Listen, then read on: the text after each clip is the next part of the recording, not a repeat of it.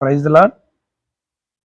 ప్రభునందు ప్రియ సహోదరి సహోదరులకు మన ప్రభు అయిన యేసుక్రీస్తు నామములో వందనాలు తెలియజేస్తూ ఉన్నాను. దేవుడు మరొక నూతన దినాన్ని మనకి అనుగ్రహించాడు కనుక ఈ నూతన దినంలో దేవుడు మిమ్ములను మీ కుటుంబాలను దీవించును గాక. దేవుని బిడ్డలారా, ఈరోజు వాగ్దానం చదువుకొని దేవుని ఆశీర్వాదాలు పొందుకుందాం.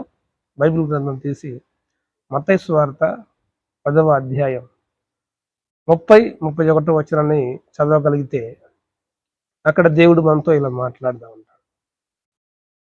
భయపడకుడి, మీ తల వెంట్రుకలన్నీ లెక్కింపబడి ఉన్నవి. మీరు అనేక పిచ్చుకుల కంటే శ్రేష్టమైన వారని దేవుడు మాట్లాడుతూ ఉన్నాడు. పిల్లరా, అనేకమైన పిచ్చుకుల కంటే మనం శ్రేష్ఠులమి అని దేవుడు మనల్ని ఎంచి శ్రేష్టమైన వారిగా మనల్ని చూస్తూ ఉన్నాడు. మనసులో తృణీకరించిన, బంధువులు నెట్టివేసిన నువ్వు దేవునికి ఒక శ్రేష్టమైన వ్యక్తి అనే సంగతి మర్చిపోవద్దు. అయితే ప్రాముఖ్యమైన విషయం ఏంటంటే,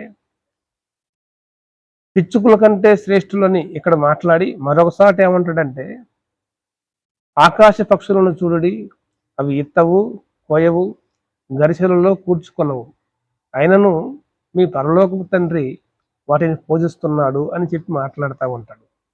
దీని అర్థం ఏంటంటే, నువ్వు ఎట్లాంటి కష్టంలో ఉన్నావు, ఎట్లాంటి ఇబ్బందుల్లో ఉన్నావు, ఎట్లాంటి వేదనలో ఉన్నావు, దేని గురించి భయపడతా ఉన్నావు, అయితే దేవుడు నిన్ను బలపరచుటకు ఈ వాగ్దానం చెప్తా ఉన్నాడు. నువ్వు ఆకాశ పక్షులను ఒకసారి చూడు, వాటిని ఈ దేవుడు పరలోకపు తండ్రి వాటిని పోషిస్తా ఉన్నాడు కదా.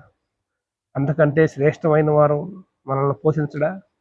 ఆహారము, వస్త్రము, నీరు ఏది కొరత కాకుండా ఇంతవరకు పోషించాడు, ఇక ముందు కూడా పోషించగల సమర్థుడు మనం నమ్ముకున్న దేవుడు. దేవుని బిడ్డలారా, ఈ వాగ్దానం